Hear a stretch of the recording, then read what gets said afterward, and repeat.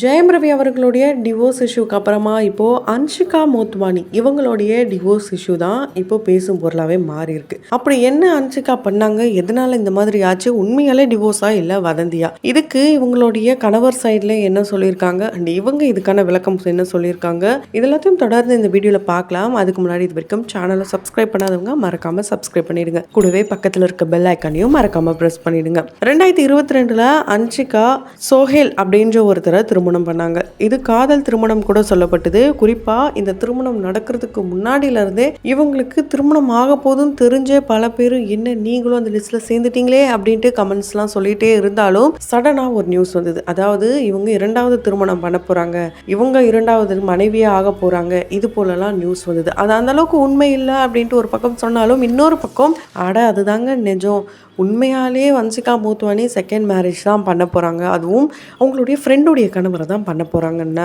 நியூஸ்லாம் பார்த்துருந்தோம். ஸோ இதெல்லாம் ஷாக்கிங்கான விஷயமா தான் இருக்குது.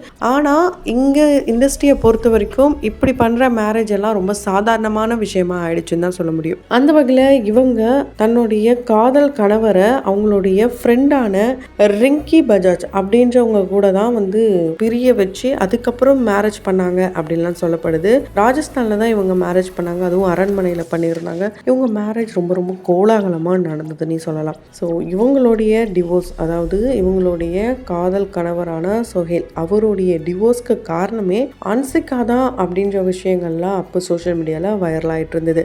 இந்த நிலையில் இப்போ அன்ஷிகாவே டிவோர்ஸ் வாங்கிட்டாங்களே அப்படின்ட்டு மிகப்பெரிய ஒரு அதிர்ச்சியான சம்பவம் தான்.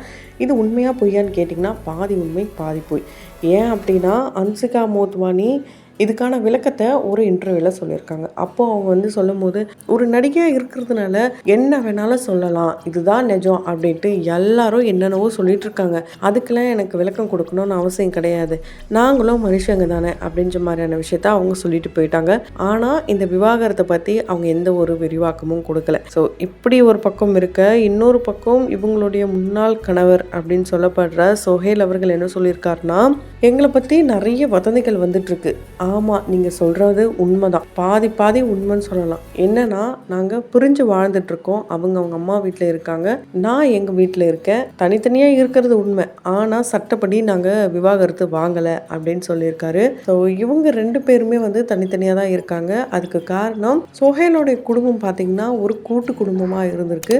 அது அன்ஷிகாவுக்கு திருமணம் ஆகும்போதே தெரியலையான்னு தெரியல. ஏன்னா திருமணம் ஆகி கொஞ்ச நாள்லேயே தனி கொடுத்துட்டு போனோம் அப்படின்னு சொல்லி தனியாக போயிட்டாங்களாம். அது மட்டும் இல்லாமல் நடிக்கக்கூடாதுன்னு சோஹேலோடைய ஃபேமிலியும் சொல்லியிருக்காங்க. ஆனால் அதையும் மீறி இவங்க நடிக்க ஆரம்பித்தது தான் மிகப்பெரிய ஒரு சட்ட சிக்கலாகவே மாறி இருக்கு. இதே பிரச்சனை தான் யாருக்கு வந்ததுன்னு பார்த்தீங்கன்னா நடிகை சமந்தாக்கு. ஆமாங்க, நடிகை சமந்தா நாகா சைதன்யாவை காதலிச்சு திருமணம் பண்ணாங்க. இது நமக்கு தெரிஞ்ச கதை தான். அதுக்கப்புறம் நடிக்கக்கூடாது, எங்களுடைய குடும்பம் எப்படிப்பட்ட குடும்பம் தெரியுமா அப்படின்ட்டு தெலுங்கு இண்டஸ்ட்ரியில் ஒரு பெரிய குடும்பமாக வள வந்துட்டுறவங்க தான் நாகார்ஜுனா அவர்களுடைய குடும்பம். ஸோ இவங்க அதையும் தாண்டி நடிக்க போன ஒரே காரணத்தினால டிவோர்ஸ் வரைக்கும் போயிட்டாங்க. அதுக்கு என்னென்னவோ காரணம் சொன்னாங்க. ஏதாவது ஒரு விஷயம் நடக்குதுன்னா பெண்கள் மேலே தான் ஃபஸ்ட்டு எடுத்து பழிய போடுவாங்க, என்னவோ ஆண் முத்தமன் அப்படின்ற மாதிரியே பேசுவாங்க. அந்த மாதிரி தான் இங்கே சொல்லி கடைசியாக நாகா சைதன்யா இன்னொரு நடிகை செகண்ட் மேரேஜ் பண்ணிட்டாங்க. அவங்க இதுக்கப்புறம் நான் நடிக்கவே மாட்டேன் அப்படின்ற மாதிரியான முடிவுலாம் எடுத்ததாகலாம் கூட சொல்லப்பட்டது. அந்த மாதிரியான ஒரு சம்பவம் தான் இப்போ நடந்திருக்கு. ஏன்னா சமந்தாவும் ஒரு டைரக்டர் கூட சுற்றிட்டு இருக்காங்க அப்படின்ட்டு ரீசெண்ட் டைமில் நிறைய நியூஸ்களை பார்க்க முடியுது. அதே மாதிரி அன்ஷிகாவும் வேற ஒரு நபர் கூட சுற்றிட்டு இருக்காங்க. அதனால தான் டிவோர்ஸ் ஆயிடுச்சு.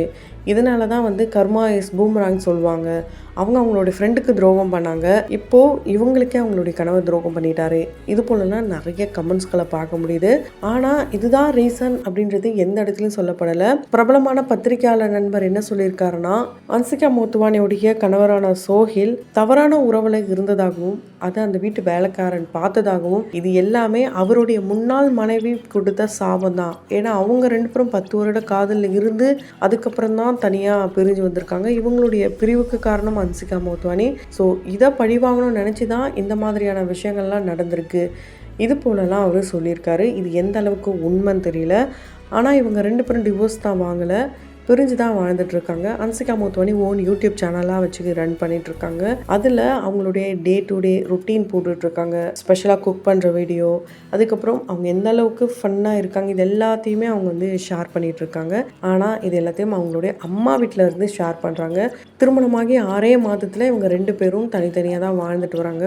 இந்த பிரிவு நிரந்தரம் கிடையாது, கண்டிப்பாக வந்து ஒரு டெம்ப்ரவரியான ஒரு விஷயமாக தான் இருக்க போகுதுன்ட்டு ஒரு சிலர் இவங்களுடைய ரசிகர்கள்லாம் சொல்லிட்டு வராங்க. ஏன் அப்படின்னா இவங்கள மாதிரி தான் ஆல்ரெடி நிறைய பேருக்கு ஃபேவரட்டான ஒரு கப்புளாக இருந்துட்டு வந்தவங்க தான் சமந்தாவை தொடர்ந்து தனுஷோடைய பிரிவு, ஜிவி பிரகாஷோடைய பிரிவு, ஜெயம் ரவியோடைய பிரிவு. ஸோ இந்த டிவோர்ஸ் கேஸ்லாம் எடுத்துக்கிட்டோன்னா ஏன் இவங்க பிரிஞ்சாங்கன்ற கேள்வியை தாண்டி ஏன் இவங்க சேர்ந்து வாழக்கூடாது அப்படின்ற ஒரு கேள்வி தான் வந்திருக்கு. தனுஷ் அவர்கள் தன்னுடைய மகனுக்காக ஐஸ்வர்யா கூட சேர்ந்து வாழ முடிவெடுத்தாருன்னு சொன்னாங்க. இதெல்லாம் கேட்க நல்லா தான் இருக்குது. அதை தொடர்ந்து ஜிவிபியும் தன்னுடைய மகளுக்காக சேர்ந்தா நல்லா இருக்கணும்னு சொல்லிட்டு வராங்க. ரீசெண்டாக 2 பேரும் வந்து ஒரு ஈவெண்ட்டில் மீட் பண்ண அந்த ஒரு ஃபோட்டோஸ் வீடியோஸ்லாம் எடிட் பண்ணி போட்டுட்ருந்தாங்க. ஜெயம் ரவி அவர்களும் வேற ஒரு பெண் கூட தொடர்பில் இருந்தார். அது வந்து ஆர்த்திக்கு தெரிஞ்சு தான் இந்த மாதிரியான ஒரு விஷயம் நடந்திருக்குலாம் சொல்லப்பட்டது. எதுக்காக ஒருத்தங்க இருக்கும்போது இன்னொருத்தர்கிட்ட போகிறாங்கன்னு தெரியல. இது செலிப்ரிட்டிஸ் அப்படின்னு சொல்லும் போது ரொம்ப பெரிய லெவலில் பேசப்பட்டு வருது. ஆனால் சாதாரணமாக இருக்கிற ஒரு சில ஆண்களும் சரி பெண்களும் இதே தவறுகள் செய்ய தான் செய்கிறாங்க. ஸோ இது எல்லாமே ஒரு பாவமான ஒரு செயல் தான். ஒருத்தவங்க உங்களை நம்பி வராங்கன்னும் போது அவங்களுக்காக அவங்க கூடவே இருந்து ட்ராவல் பண்ணணும் கடைசி வரைக்கும். அதுதான் ஒரு உண்மையான ஒரு காதல், உண்மையான ஒரு உறவு அப்படின்னு சொல்ல முடியும். ஒரு சிலர் சூழ்நிலைகளுக்காக 2வது திருமணம்லாம் பண்ணுவாங்க. முதல் மனைவியோ இல்லை கணவரோ இறந்துட்டாங்க, இல்லைனா வந்து தனியாக வாழ்கிறாங்க. ஸோ இது செட் ஆகாது. அந்த ஒரு டாக்ஸிக்கான ரிலேஷன்ஷிப்லேருந்து வெளியே வந்து ஒரு நல்ல உறவில் வாழணும்னு ஆசைப்பட்டு செகண்ட் மேரேஜ் பண்ணுறாங்க. அது வேறு டிபார்ட்மெண்ட். ஒருத்தங்க இருக்கும் போதே அவங்கள ஏமாற்றிட்டு இது போல் தவறான விஷயங்கள்லாம் பண்ணுறவங்களுக்கு என்ன தண்டனைன்னு தெரியல. இந்த நிலையில தான் சிம்பு கூட தானே இவங்க காதலில் இருந்தாங்க. சிம்புவே மேரேஜ் பண்ணால் என்ன, சிம்புவும் இப்போ சிங்கிளாக தானே இருக்காரு அப்படின்ட்டு சிம்புவை தேவையில்லாமல் வம்பிழுக்கிறாங்க. ஏன்னா சிம்பு கூட சேர்ந்து இவங்க வாழு அப்படின்ற படத்திலும் நடிச்சிருக்காங்க. ஸோ எதுக்காக சிம்புவை தேவையில்லாமல் இப்போ பிரச்சனையில் இருக்கிறாங்கன்னு தெரியல. இது எந்த அளவுக்கு கொண்டு போக போதுன்னு தெரியல. ஏன்னா ஆல்ரெடி சிம்புவும் இவங்க காதலிக்கிறாங்க, திருமணம் வரைக்கும் போக போகிறாங்க, இப்படியெல்லாம் சொல்லிட்டு இருந்த நிலையில் அவங்க 2 பேரும் புரிஞ்சுட்டாங்க. அதனால தான் வந்து சிம்பு தனிமையிலே இருக்காரு அப்படின்லாம் சொல்லிட்டு வந்தாங்க. இதே கதை தான் த்ரிஷாவும் தனியாக இருக்கும் போதும் இவங்களும் தனியாக இருக்கும் போதும் சொல்கிறாங்க. ஸோ யார் 2 பேரும் ஒன்றா சேர்ந்து நடித்தாலும் அவங்க ரியலாகவும் சேர்ந்து வாழணும் அர்த்தம் கிடையாது. நடிப்பு வேற, ரியாலிட்டி வேற. ஸோ இதெல்லாம் புரிஞ்சுக்கிட்டு அவங்களுடைய ரசிகர்கள் நடந்தாங்கன்னா ரொம்ப ரொம்ப நல்லது. அன்சிகா மோத்வானி பார்த்திங்கன்னா அவங்களுடைய காதல் திருமண வீடியோவை பார்த்திங்கன்னா ஒரு குறும்படமாகவே எடுத்து வச்சு அப்போ அது சோஷியல் மீடியாலாம் வைரல் ஆச்சு. அதனால் கூடிய சீக்கிரம் இவங்க 2 பேரும் சேருவாங்க அப்படின்னு எதிர்பார்க்கப்படுது. இதை பற்றினா உங்களுடைய கருத்துக்கள் என்னன்றதை கமெண்ட் பாக்ஸில் மறக்காமல் கமெண்ட் பண்ணுங்கள்.